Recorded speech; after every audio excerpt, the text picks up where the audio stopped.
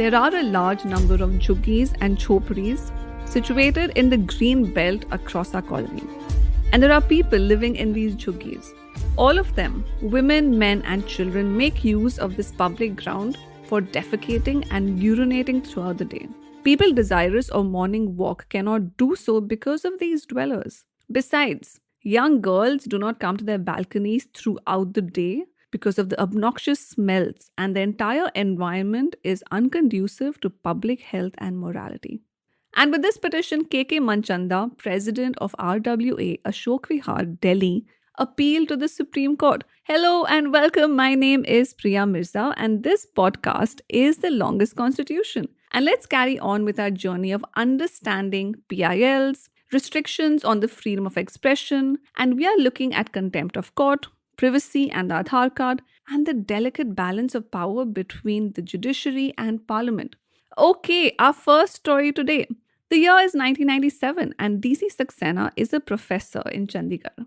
And he wanted the Prime Minister P.V. Narasimha Rao to pay up. Saxena filed a petition to direct Narasimha Rao to pay a sum of rupees 8.29 lakhs for the use of Indian Air Force aircraft. But the Supreme Court dismissed the writ petition. So Saxena filed another one, this time against the learned Chief Justice of India, Justice A.M. Ahmadi. And the vehemence was scandalous, that Justice Ahmadi is unfit to hold office as Chief Justice of India, that he should be stripped of his citizenship, amongst other things. So what did the court do? By the way, I had to look up the dictionary twice today while reading for today's episode, and the first word was averment, which means allegations. Good to know. Okay, now on to the averments about jhuggies and jhopris. So Manchanda's petition in 1990 was about a question which defines India's cities and who can reside in these cities. So Manchanda's petition in 1990 was about a question which defines India's cities and who can reside in these cities. Jhuggies and chopris, slums. Don't we know these words? Encroachers, unauthorized colonies. And his point was that these slum dwellers were defecating in front of his pristine, authorized colony.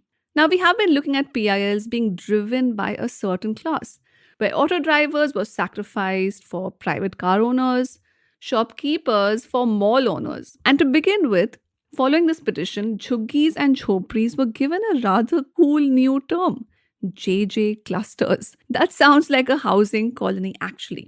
I live in JJ clusters, that's around the block. But the serious question is, are slum dwellers a nuisance? Because they are shitting around the city and their children running across the street. So what is a nuisance? A nuisance is legally defined as an act, omission, injury, damage, annoyance, or offense to the sense of sight, smell, hearing, or which is or may be dangerous to life or injurious to health or property. And in India, it is Section 133 of the CRPC which deals with matters on public nuisance. And the law empowers a magistrate to order its removal. Now pay attention, the nuisances referred in Section 133 are obstruction to a public place or way, hazardous trades or activities, flammable substances, objects that could fall and cause injury, unconfined and dangerous animals. Now, all of these, gentle listeners, are 1. Objects or possessions, and 2. Actions, but not people. Okay, let's see what happened to Professor Saxena. Now, we remember that in the previous episode that 4 journalists, M.K. Tayal, Vitusha Oberoi, Irfan Khan and S.K. Akhtar, were arrested and put in jail for doing their jobs as journalists for the print newspaper Midday.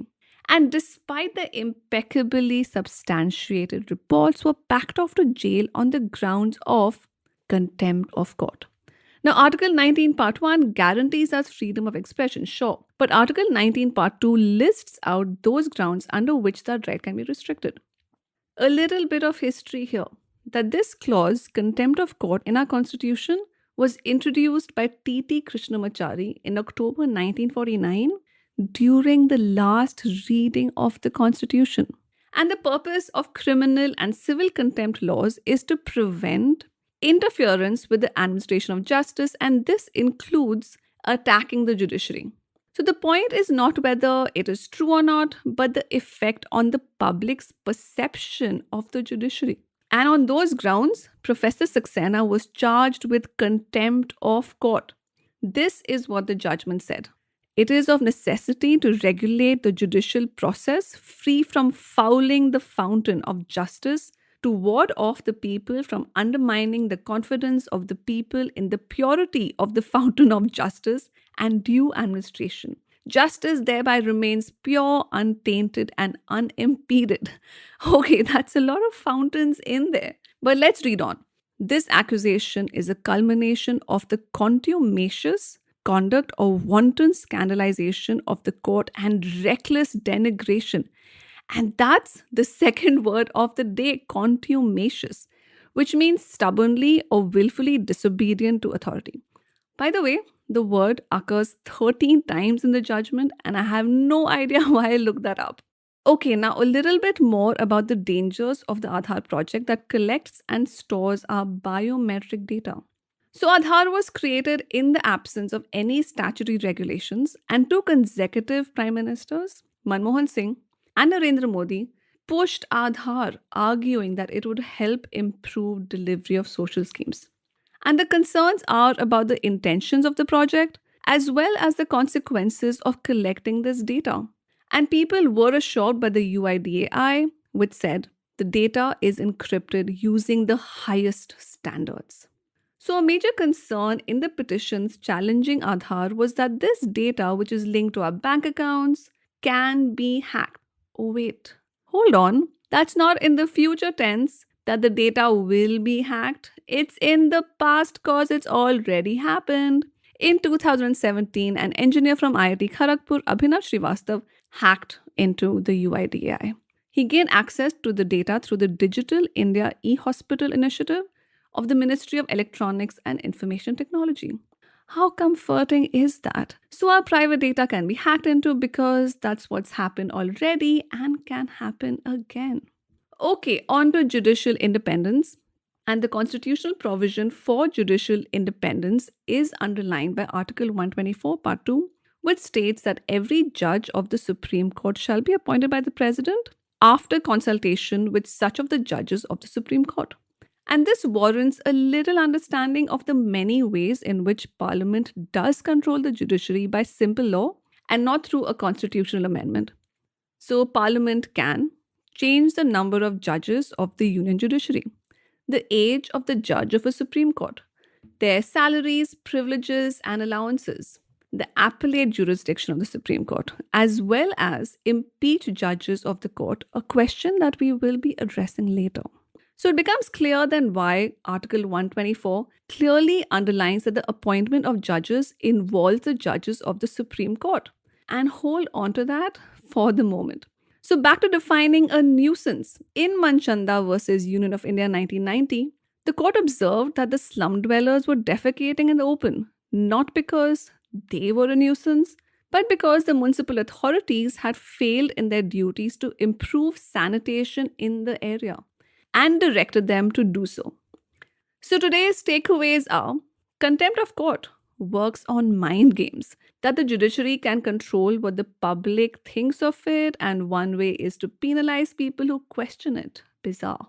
The Manchanda case was one of the last cases where municipal authorities were held responsible for the absence of public infrastructure, and this position changed very, very soon.